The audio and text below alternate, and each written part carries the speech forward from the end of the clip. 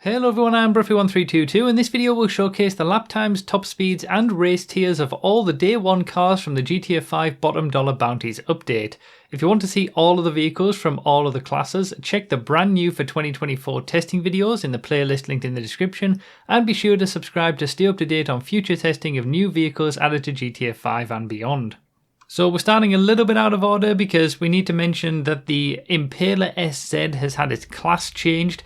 The Impaler SZ was obviously released in the previous DLC, not this one, but for this DLC it's changed from the sedans class to the muscle class. So it's gone from 5th place in sedans in the A tier to 19th place in muscle cars in the B tier. So, you know, it's the same car, it's got the same lap time, the same top speed as I have reported in the sedans video. It's just that instead of being one of the quicker cars in sedans, because there's a lot less cars in sedans, it's, you know, it's sort of B tier car for muscle in a very big muscle class. So I made a video about that yesterday. Next up we got the Euros X32. Lovely to drive this one. It sits in the B tier for coupes alongside things like the Exemplar and the Jackal. Really nice and smooth, really well balanced.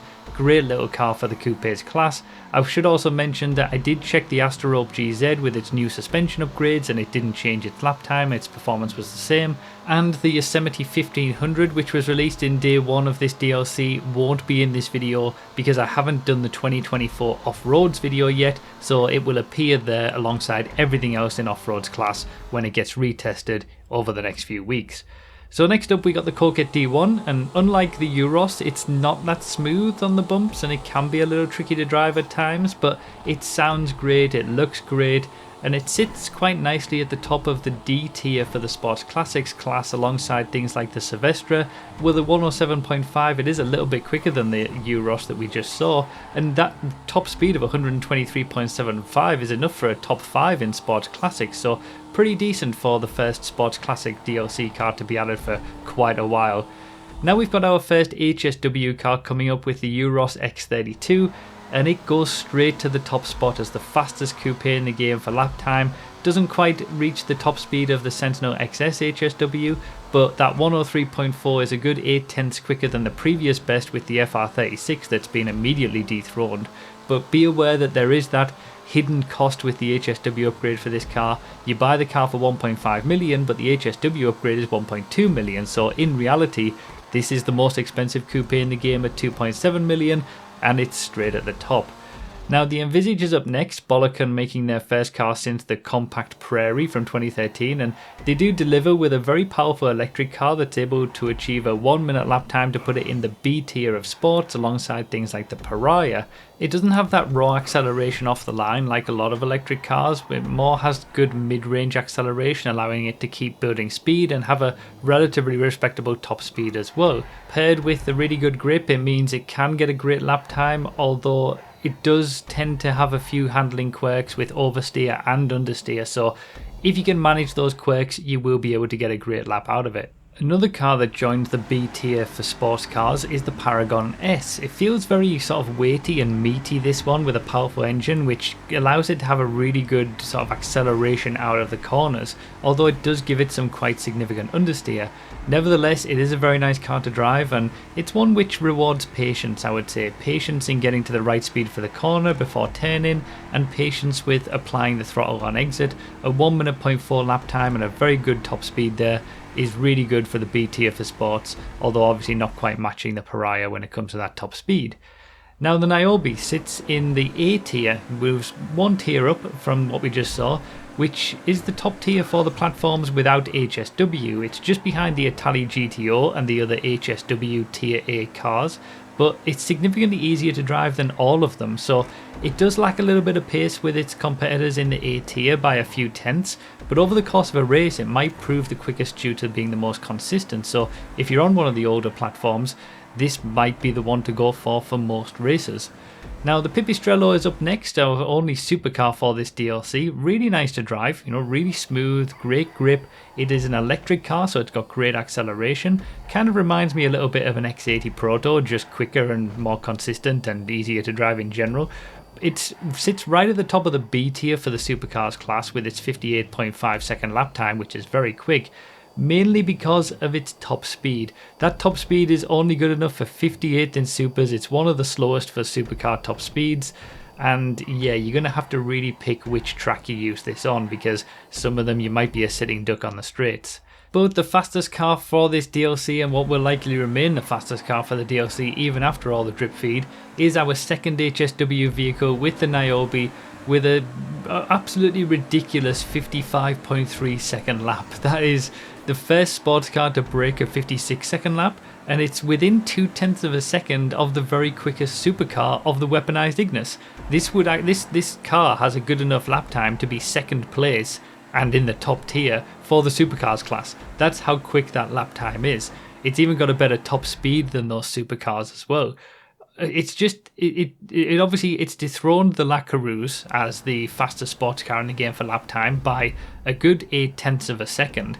Now, it doesn't enjoy anywhere near the amount of grip as the La Carouse gets, so on traction limited circuits, there might still be a balance between the two, but it also doesn't really need that grip most of the time, since it gets most of its performance from sort of an insane build-up of speed. It just accelerates so fast and almost feels like it just doesn't want to stop. It has enough grip to, keep it all together, unlike with something like the Italy GT or Stinger TT, where it's all straight line speed and no cornering performance, which incidentally is still the fastest car in the game for top speed. We'll see a comparison between the two after this, but the Niobe is a good second place with that. And yeah, it's got sort of the best of both worlds. It doesn't have quite the grip of the La Carouse, it doesn't have the top speed of the Stinger TT, but it combines enough of both of them to utterly dominate in terms of lap time. It's staggering, but remember, like I said with the Euros, there is a hidden cost to this car. It's 1.9 million to buy, but it's a staggering 1.8 million for the HSW upgrade. So really the true cost of the HSW Niobe is 3.7 million. It's the same trick that they've pulled with the Italy GTO Stinger TT, incidentally. That has a huge a price for its HSW upgrade as well. But obviously both of those sit at the top of the sports class in terms of the most expensive cars, and just like with the Euros in coupes and countless times in the past, the new most expensive cars that push the boundaries of cost further and further are the two quickest, with the Stinger TT still having the highest top speed in the class and the Niobe being the best for lap time and overall. It's a tale as old as time with Rockstar, that even ever since the T20 and the Cyrus days, where incrementally the cars get quicker and quicker and more expensive as time goes on, that is exactly the case with the Niobe. So yeah, an absolutely ridiculous lap for that. Obviously a crazy lap for the coupes class as well, with the Euros X32 HSW. Once again, HSW cars are dominating the classes, but we've also had some interesting additions without HSW. When you look at the Paragon S and the Envisage, they've made the B tier of sports even more interesting now. There's a lot of different vehicles in there, and the obviously the Niobe on its own without the HSW upgrade, when you turn HSW off, the Niobe is still up there in the top of the class. So it's pretty much the only vehicle that you need for sports races, whether HSW is on or off. Pipistrello also very good in terms of its being in the B tier with things like the Wagner and the LM87, but obviously very much let down by that top speed. So interesting cars, interesting additions to races. But yeah, that's it for this video. I'll obviously be talking about the drip feed cars as they release, and then I'll do a video like this with all of the cars after all of the drip feeds done from this DLC, so you can see everything all in one go, and that serves as the update for the 2024 testing videos. So yeah, that's pretty much everything for this video. Please consider supporting on Patreon or become a YouTube member if you want to support this work and get some extra perks for doing so, such as early access to videos and other testing results. And remember to read the description for more info, comment with your thoughts, like the video if you enjoyed or found it helpful, and subscribe for more. As always, thank you all so much for watching, and I'll see you next time.